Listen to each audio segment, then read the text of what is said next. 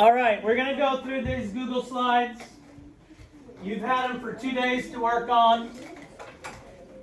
So we're going to talk about these as we go through. As we said, as I've said a couple times, finding parts of a group is also multiplying fractions. So we've been multiplying fractions for this whole entire week. And we're starting with multiplying whole numbers and unit fractions. This slide, what do you notice? What do you wonder? And we look at this, let me talk first.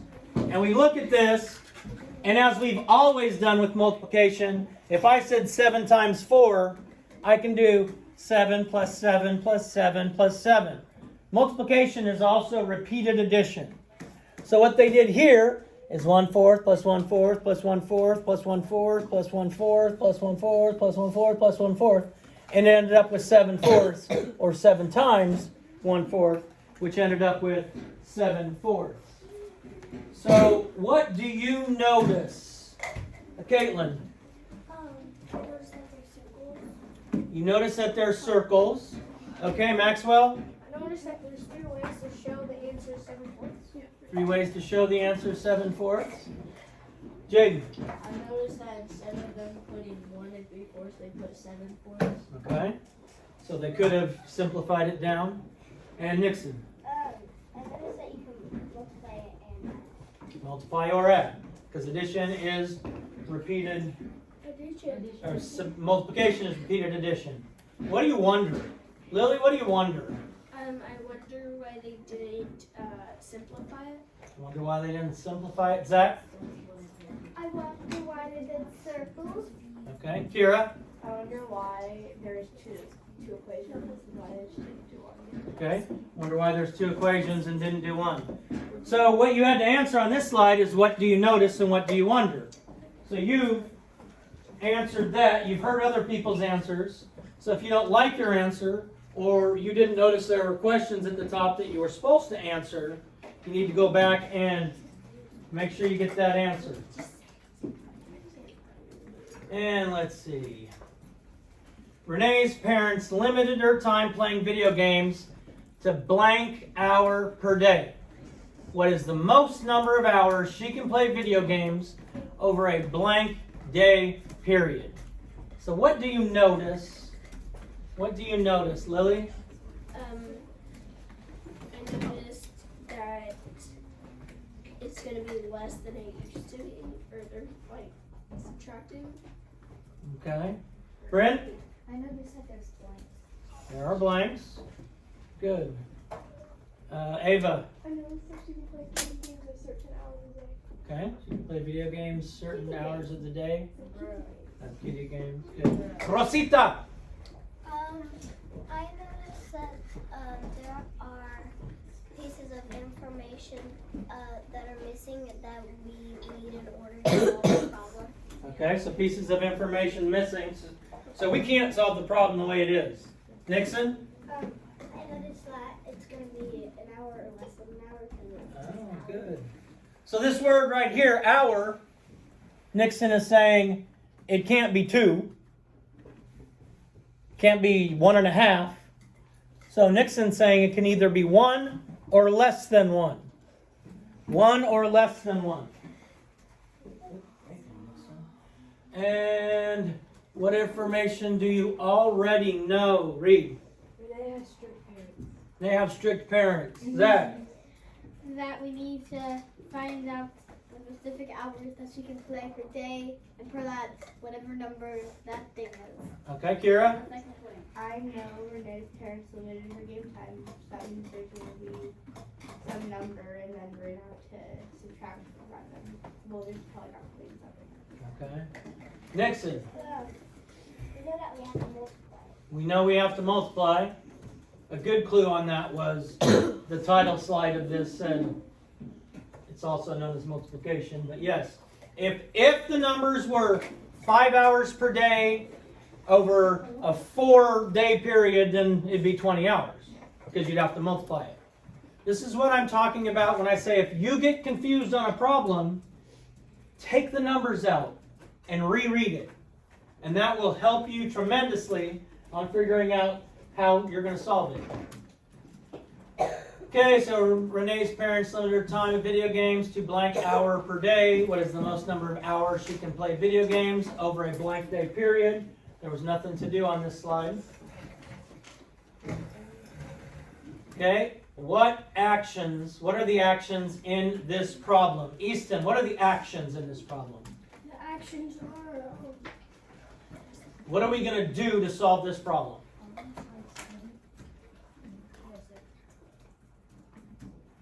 think it would be.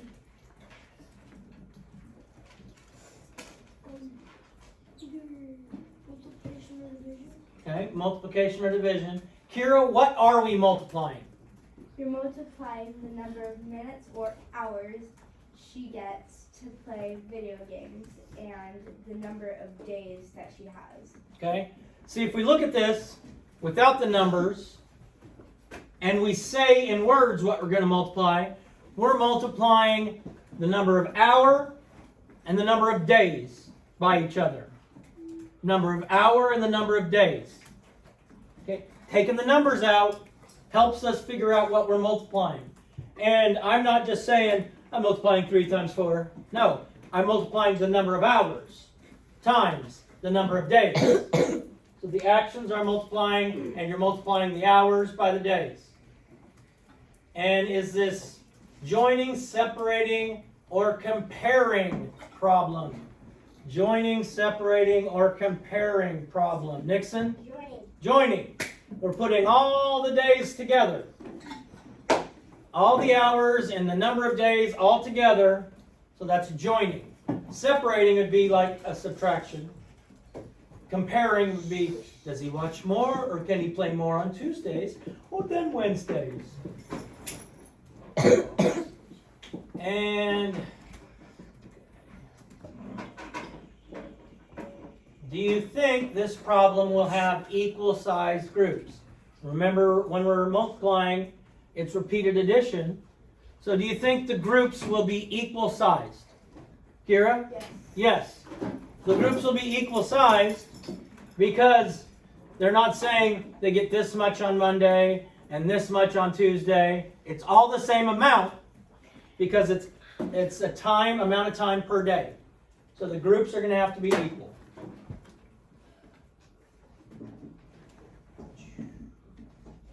What information do you need to know?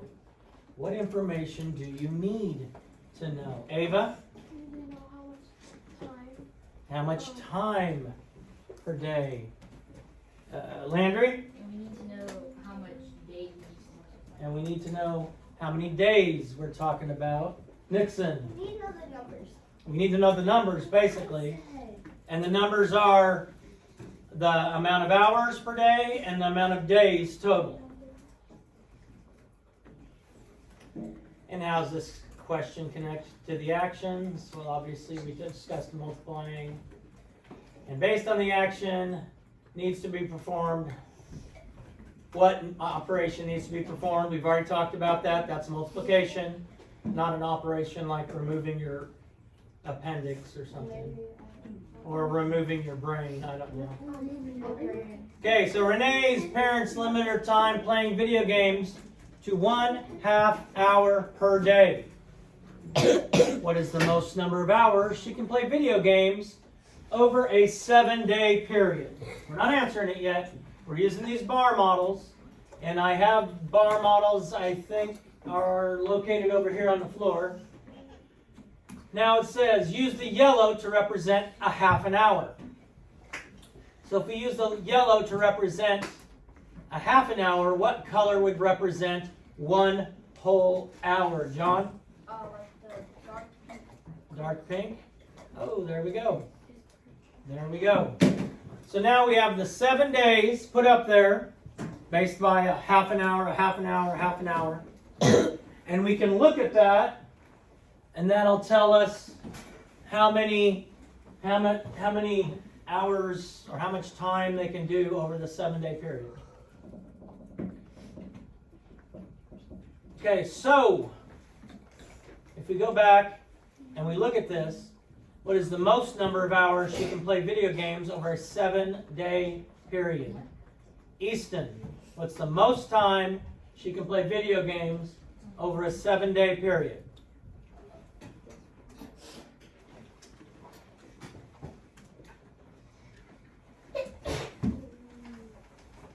Our yellows are our 7 days. These represent 1 hour. So how many of these are there? Well, it should be on your screen too. 3.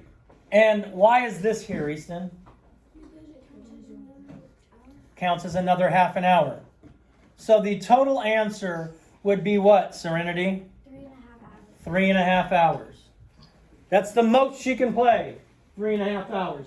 Since it said what is the most she can play, does that mean that she has to play that many?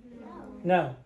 That seems like, to me, it means if she only plays for 5 minutes on Tuesday, she can't just add the rest of it on Wednesday.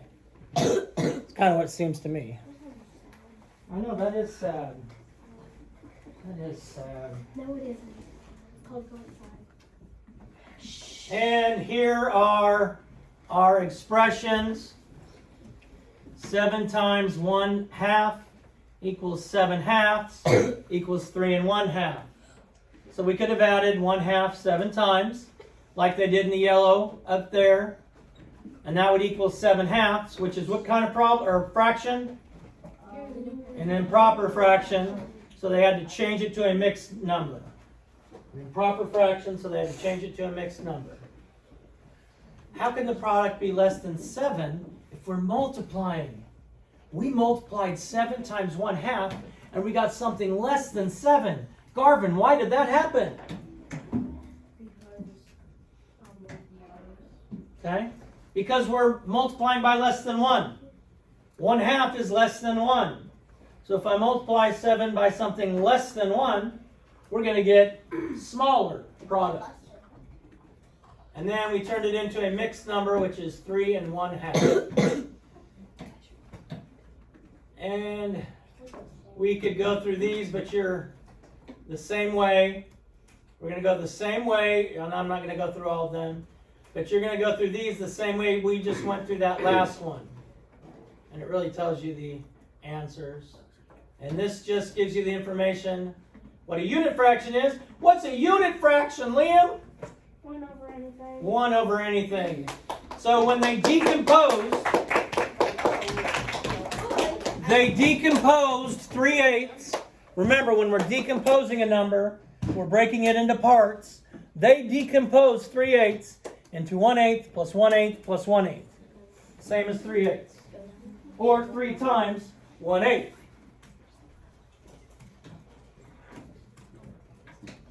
And 3 times 1/4, and it doesn't ask you to answer that, but 3 times 1/4 equals what, Oren? 3/4. And here they have a diagram, which you can always use when you're solving problems. And 1/4 of 4/8, they put it into groups. Here, they had 8, they needed 4 groups, because your denominator would be 4. So they have 4 groups. They divided by 8, or they divided the 8 into each of the 4 groups, circled one of the 4 groups, so that would be 2. And here we go, 3/4 of 8. Now we're counting 3 of the groups, so that would be 6. 3/4 times 8 would be 6. And then you didn't have to do this. Why we're walking in front of the camera, which is very annoying. Now I can't use this video. I'll have to record another one. And opened up, you'll see 1/3 of 1/2 equals 1/6. Just like I showed you at the beginning of class, if we multiplied 1/3 times 1/2, numerator times numerator is 1, denominator times denominator is 6, so it would be 1/6. Then you have to answer this. 5 times 5/8 equals what times 1/8? Zach? 25 times 1/8. So 25/8, which is an improper fraction. So you're changing it to a mixed number, which would equal 25/8 would equal what? 3 and 1/8. 3 and 1/8. Good. 3 and 1/8. And we do the same with that. 2 times 2/6 equals how many times 1/6? Ava? Not 2/6. 2 times 2/6 is the same as saying what? Are you 4 times 1/6. 2 times 2/6 is the same as saying 4 times 1/6.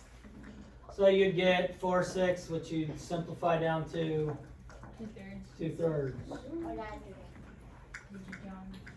And which model represents 3 times 2/3? 3 times 2/3. A or B, William? 3 times 2/3. Which model? A or B represents 3 times 2/3. Okay? So, repeated addition here. I have 2/3 plus, is this 2/3? No, it's 1/3. So it has to be B. 2/3 plus 2/3 plus 2/3. And 2/3 plus 2/3 plus 2/3 equals what, Liam?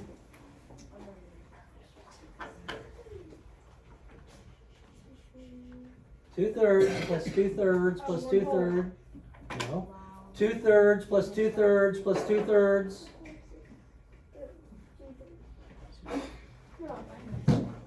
Are you serious? Equals 6/3. And 6/3 equals 2. Because a fraction is a division problem. So 6/3 is saying 6 divided by 3, which equals 2. Which model represents the product 6 times 3/5? Rosita. I think it is.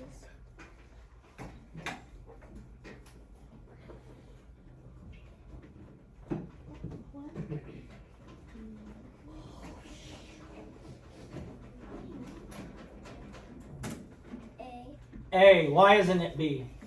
Because when you look at it and then you add them all together, this one, the last two, when you add one of those 2/5 to it, that makes one whole. And so I added 4/5 to, and I split into 2/5 and gave 2/5 to that one, 2/5 to that one. That equals 2 wholes. And then you have 4/5 left. Okay. So these 4 right here are only 2/5. And we're looking for 3/5, right? So 6 times 3/5 is what, Carter?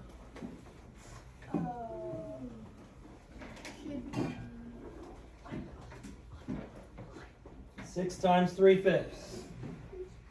Multiply the numerator. 6 times 3 is 18/5. 18/5 is what type of fraction, class? Improper Improper. As a mixed number, that equals what, Reed? 18/5? What does it equal as a mixed number?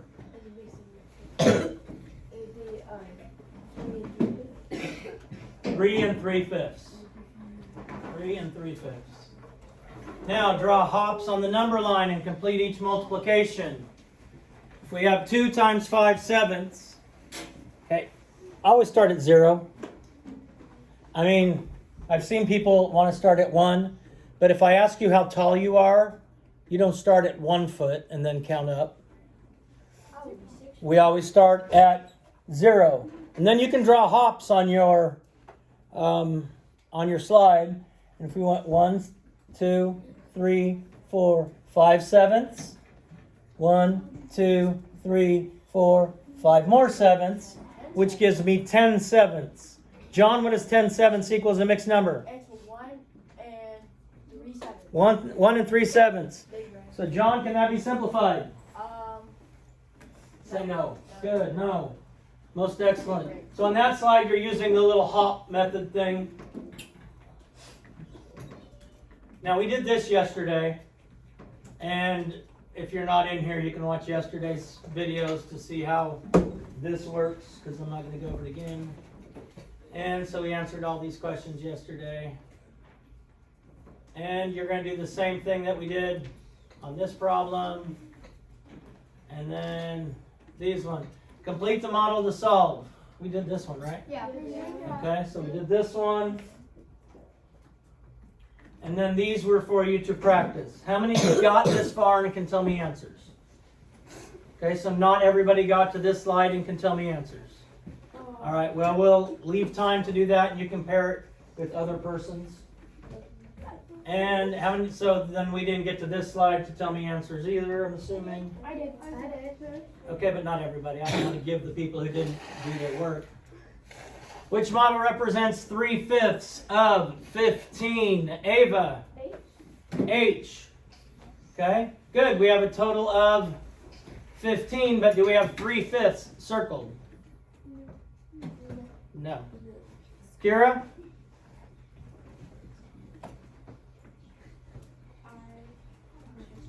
Which one has it divided into 5 groups? J. J. And are there 15 total rectangles in that 5 groups? Yes. And which one has 3 of them shaded? J. J. That's why. So 3/5 of 15 equals J. okay, J, but equals what? 9. 9. 3/5 of 15 equals 9, or J, as sometimes people call it. And then you go through this one. I'm not going to do that.